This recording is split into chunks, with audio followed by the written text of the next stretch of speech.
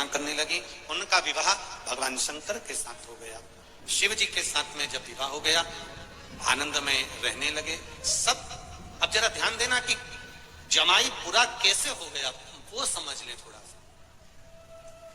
आप बहुत अच्छे हैं, आप बहुत श्रेष्ठ हैं, आप बहुत अच्छे हैं, पर कोई कोई व्यक्ति ऐसा होगा जिसकी निगाह में आप हमेशा बुरे रहेंगे। आप उसके लिए जान भी निकाल के रख दोगे तो भी उसकी दृष्टि में आप कभी अच्छे नहीं हो सकते। आप अपनी पूरी जिंदगी उसके चरणों में निकाल दोगे तो भी आप अच्छे नहीं हो सकते। एक बार जिसकी दृष्टि में आप बुरे हो गए तो भले तुम पूरा मुंह का निवाला भी दे दोगे तो भी अच्छे नहीं हो सकते, तो भी वो आपका खोट देखेगा ही, बुराई देखेगा ही, ये निश्चित है। और यदि वो आप में खोट देख रहा है, आप में बुराई देख रहा है और आप उसके लिए अच्छा ही अच्छा कर रहे हैं, करो, मना नहीं है।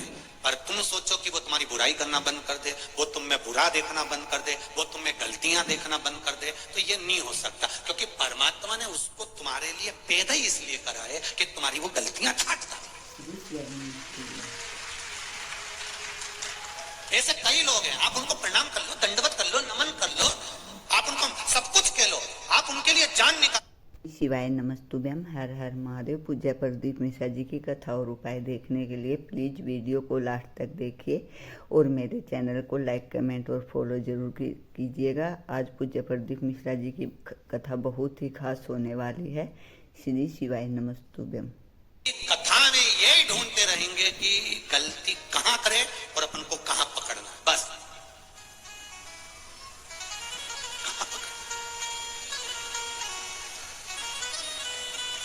जिस बहू की निगाह में सास बुरी हो गई, जिस सास की निगाह में जो बहू बुरी हो गई, वो बहू बेचारी 24 घंटा भी काम कर लेगी ना तो भी वो बुरी की बुरी ही रहेगी। तुम भले आगे बढ़ बढ़ के सब कर लो, तुम भले शादी में आगे बढ़ बढ़ के काम कर लो, तो भी किसी की निगाह में अगर तुम बुरे हो गए हो तो वो यही देखेगा कि आगे बढ़ बढ़ के काम कर रही, जरूर मायरे में जो साड़ी आ रही होगी ना, दो चार निपटा जाएगी। उसकी दृष्टि में तुम गलत हो गए ना तो कभी ठीक देख ही नहीं सकता। आप पूरा जान निकाल दो उसके लिए, पूरा प्राण निकाल दो आप उसके लिए, नहीं देखे। वो बुरा देख लिया उसने तो बुरा ही रहेगा। पर ये नहीं है कि हमको उसका बुरा करना। शिव महापुराण की कथा कहती है, भगवान विष्णु ने भगवान शंकर के पास में जहर भेज दिया, विष। पार्वती जी को बुरा लग गया, वो अमृत पी रहा है और आपके पास जहर भेजा है। देवता 33 कोटि देवी देवता अमृत पिएंगे और आपको जहर। भगवान बोले तो क्या हो गया, जहर भेजा है, पी लेते हैं। आपको मालूम है विष है, विष, मर जाओगे। शंकर भगवान ने अपनी अर्धांगिनी को जो कहा है, संसार की सारी अर्धांगिनियां इस बात को अच्छे से सुन लेना। पार्वती जी कह रही है विष पियोगे मर जाओगे। शंकर भगवान कहते हैं जब मैंने तेरे साथ में 7 फेरे लिए थे, तेरे गले में मंगल सूत्र बांधा था, वो मंगल सूत्र नहीं था पार्वती, मेरी जिंदगी की सारी तकलीफ, सारा दुख, सारा कष्ट मैंने तुझे दिया था।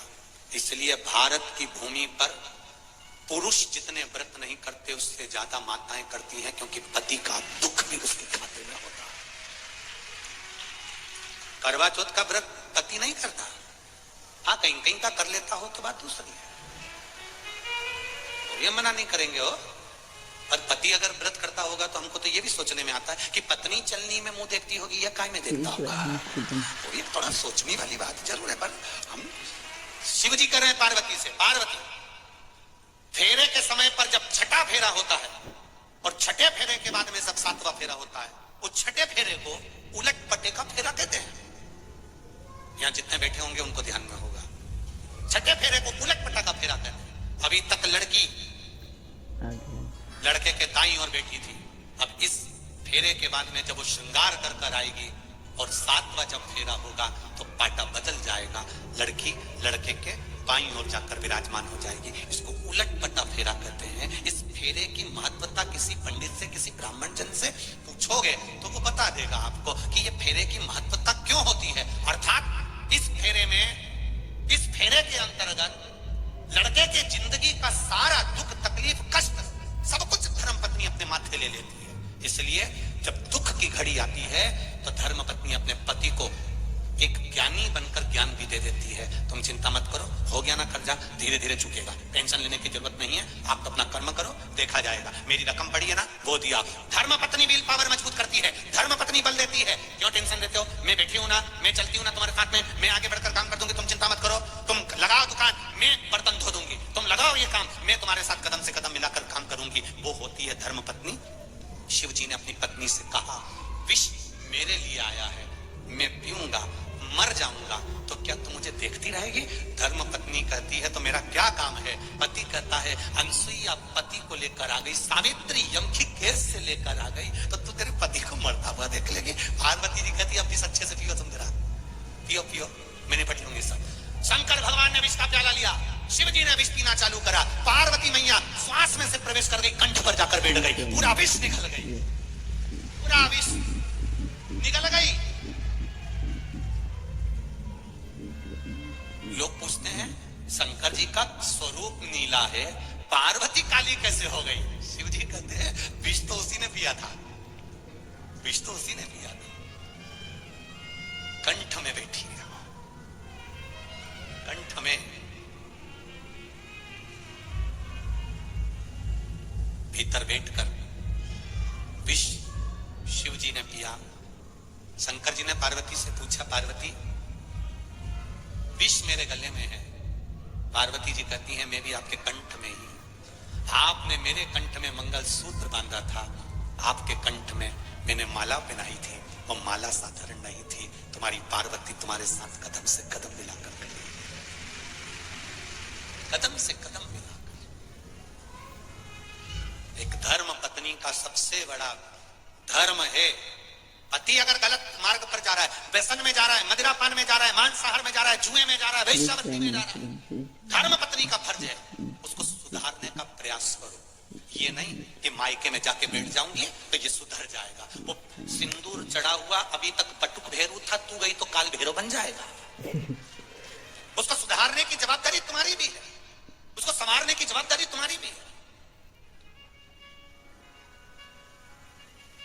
कई कई माताएं भी कह देती हैं अपने अपने बेटे के लिए, सुधर जाएगा री, तो ज्यादा ज्ञान मत दे। कल की आई और मेरे छोरे को ज्ञान दे रही है। मेरी माताओं से निवेदन है, तुम इतने साल में नहीं सुधार पाई तो अब का सुधार लोगी? अब उसके भरोसे पे छोड़ दो, वो थोड़ा सा क्रोध दिखाएगी, वो थोड़ा सा बोलेगी, तब जाकर तो उसका पांव रुकेगा। अगर आज तुम उसका साथ दोगी, होता है बाप अपने बेटे को संवारने की चेष्टा करता है, पर माँ जैसे ही बेटा गलत काम करके आता है तो माँ रजाई उड़ा के सुला देती, सो जा, तेरा बाप देख लेगा, सो जा। माँ ने अपने बेटे पर रजाई नहीं डाली है, अपने ऊपर माँ ने खुद राख डाल ली है कि जिंदगी बर्बाद कर दी छोरे की। जिस दिन गलत काम कर एक हमने बचपन में पढ़ी थी एक कथा, शायद तुमने भी पढ़ी होगी, कानपुर की जीजियों और जीजाओं, तुमने भी पढ़ा होगा, हमने भी अपने बचपन में पढ़ा था। एक बच्चा पेंसिल चुरा लाया, पेंसिल चुरा के मम्मी को बोला माँ मैं पेंसिल लाया, माँ ने कुछ नहीं कहा। बच्चा पेन लाया, माँ ने कुछ नहीं कहा। बच्चा बॉक्स लाया, माँ ने कुछ नहीं कहा। बच्चा बैग चुरा लाया, माँ ने कुछ नहीं कहा। वो बच्चा नामी चोर हो गया, चोर हो गया, पकड़ाया, ले जाकर खड़ा करा, जेल में डाल दिया, जेल में डाल दिया। तब उस बच्चे से पूछा गया तेरी अंतिम इच्छा क्या है, क्योंकि तुझे सूली पर चढ़ाया जा रहा है। वो बच्चा कहता है मेरी माँ को बुला दो, मैं उनके कानों में कुछ कहना चाहता हूँ। मेरी माँ को बुला दो, मेरी माँ के कानों में कुछ कहना चाहता हूँ। माँ को बुलाया, बच्चे ने अपने दांतों से माँ का कान पकड़ लिया, खून बहने लगा। पुलिस वालों ने छुड़ाया, छोड़ ये तेरी माँ है। वो कहता है आज सूली पर चढ़ाने वाली भी ये मेरी माँ है। अगर पहली बार पेंसिल चुराई थी, थप्पड़ मारती तो आज मैं चोर नहीं बनता। हम अपने बच्चों को अगर संवारेंगे तो बच्चा संवरेगा, हम अपने बच्चों को नेक मार्ग दिखाएंगे तो नेक मार्ग पर चलेगा। हम अपने बच्चे को सुधारने का प्रयास करेंगे, बच्चा सुधरेगा। आप अगर बच्चे पर रजाई डाल रहे हो तो बच्चा भी सोचेगा कि मेरी माँ मेरा पक्ष ले रही है तो वो गलत करेगा, ये निश्चित है। थोड़ा सा सवारिया हमने पढ़ा है बचपन में, शायद आपने भी पढ़ा होगा, ऐसा नहीं है कि नहीं पढ़ा होगा, पढ़ा सबने होगा।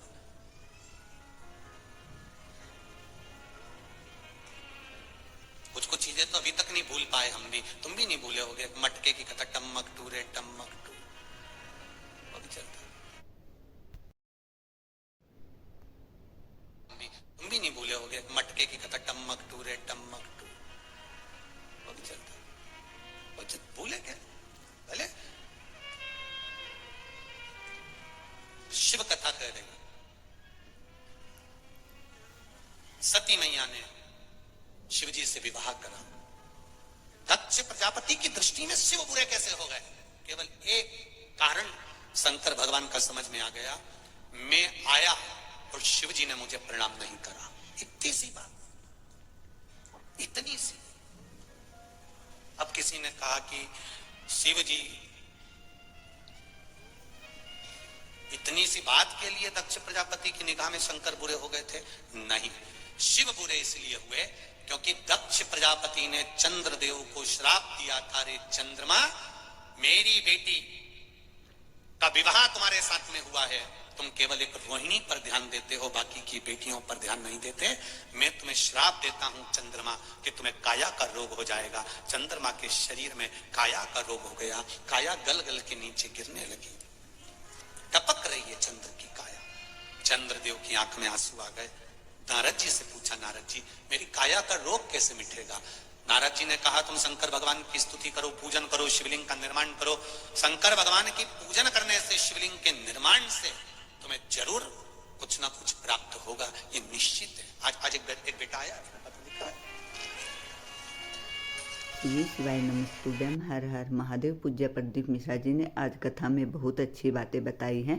पूज्य प्रदीप मिश्रा जी ने बताया है कि अगर हमारा बच्चा कोई अपराध करता है या गलत काम करता है तो माँ को उस चीज़ को दबाना नहीं चाहिए, सबसे छुपाना नहीं चाहिए। इससे बच्चा और भी जो है गलत काम करने लगता है। इसलिए ऐसा करना चाहिए कि वो सबके सामने बताए कि ये गलत काम किया है और उसको समझाए अपने बच्चे को कि ये गलत काम आज के बाद नहीं करना है। पूज्य प्रदीप मिश्रा जी ने जो कथा बताई कि एक बच्चे ने पेंसिल चुराई थी, बाद में उसी बच्चे ने अपनी माँ का कान काटा था। ये हम तब छोटे थे तो हमने भी ये कथा सुनी थी और बिल्कुल सच कह रहे हैं पूज्य प्रदीप मिश्रा जी। अगर हम अपने बेटे की गलती को छुपाते हैं तो वो आगे चलकर बड़ा अपराध कर सकता है या कुछ कर सकता है। इसलिए अपने बच्चे को पहले समझाएं। पूज्य प्रदीप मिश्रा जी ने कथा में आज जो भी बातें बताई हैं वह बहुत अच्छी हैं। अगर आपको वीडियो पसंद आया हो तो एक लाइक और एक कमेंट अवश्य करें और कमेंट बॉक्स में हर हर महादेव जरूर लिखें। लेकिन उससे पहले मेरे चैनल को फॉलो जरूर करिएगा। मेरा चैनल है धार्मिक वीडियो हर हर महादेव। जय शिव शंकर, जय भोलेनाथ। भगवान आप सभी की मनोकामनाएं पूरी करे। इसी मनोकामना के साथ श्री शिवाय नमस्तुभ्यम।